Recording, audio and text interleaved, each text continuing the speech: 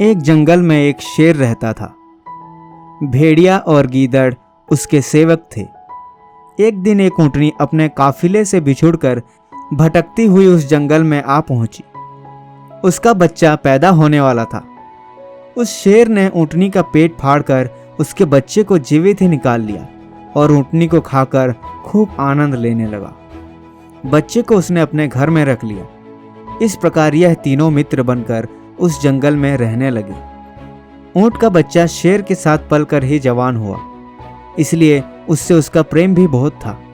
शेर ने उसका नाम शंकुकर्ण रखा था। एक बार शेर का किसी मस्त हाथी के साथ युद्ध हुआ। हाथी ने उसे इतना घायल कर दिया कि वह चल भी नहीं सकता था। तब भूख से दुखी होकर उसने तड़पते हुए कहा कि मेरे खाने के लिए कोई शिकार लेकर आओ, जिससे मैं यहीं बैठे बैठे मारकर उसे अपना और तुम्हारा पेट भर सकूं। तीनों ही शेर के लिए शिकार ढूंढने निकले। वे सारा दिन जंगल में घूमते रहे, किंतु उन्हें कोई भी शिकार नहीं मिला। निराश होकर भेड़िए ने सोचा, क्यों न इस शंकुकर्ण को ही मार दिया जाए। हो सकता है ऐसा करने से मालिक नाराज भी हो जाए, पर बुद्धि से काम लेकर मालिक की नाराजगी से भी बचा जा सकता है। यह विचार कर भेड़िए ने शंकुकर्ण से कहा, भाई देखो, भूख के मारे हमारा मालिक मर रहा है। शिकार का कहीं से भी प्रबंध नहीं हो पा रहा है, इसीलिए मालिक के लिए ही तुमसे कुछ कहना चाहिए। कहो भाई, जल्दी कहो। देखो मित्र, बड़ों ने कहा है कि भूखे मरते मालिक को बचाने के लिए अपना शरीर भी उसको अर्पण कर दो, इससे तुम्हारा शरीर दुगना हो जाएगा। अरे भाई, यदि ऐसी बात है तो मैं हाजिर हूँ। मालिक से चलकर कहो कि वह मेरा शिकार करके अपना पेट भर ले, आखिर उसने ही तो मुझे पाला है।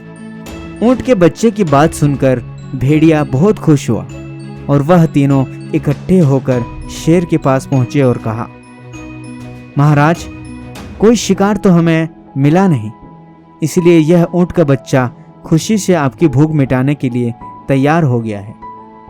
शेर बोला, ठीक है, यदि इसकी यही इच्छा है तो इसे मार डालो। बस फिर क्या था, देखते ही देखते उस ऊँट को फाड़ डाला गया। शेर ने भेड़िए से कहा, देखो भाई, मैं जरा नदी पर हाथ मुंह साफ करके आता हूँ, तब तक तुम इसका ध्यान रखना। शेर के जाने के पश्चात सामने पड़े शिकार को देखकर गिद्ध और लोमड़ी के मन में पाप पैदा हुआ, क्योंकि भूख तो इन्हें भी पहले से ही लग रही थी। शेर जा चुका था। गिद्ध ने भेड़िए से कहा, भाई पहले तुम इसे खा लो, मैं मालिक पर ध्यान रखता हूँ। भेड़िया तो पहले से ही भूखा था। गीदड़ का इशारा पाते ही वह शिकार को खाने लगा था कि गीदड़ झट से बोल उठा, अरे अरे, शेर आ गया है। भेड़िए बेचारे के मुंह से मांस का टुकड़ा निकलकर नीचे गिर गया।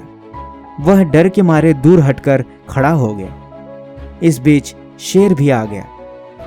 उसने जैसे ही अपने शिकार पर दांत गड़े हुए देखे तो क्रोध के मारे बोल उठा, आखिर मेरा शिकार किसने झूठा किया है, अब मैं पहले उसे खाऊंगा।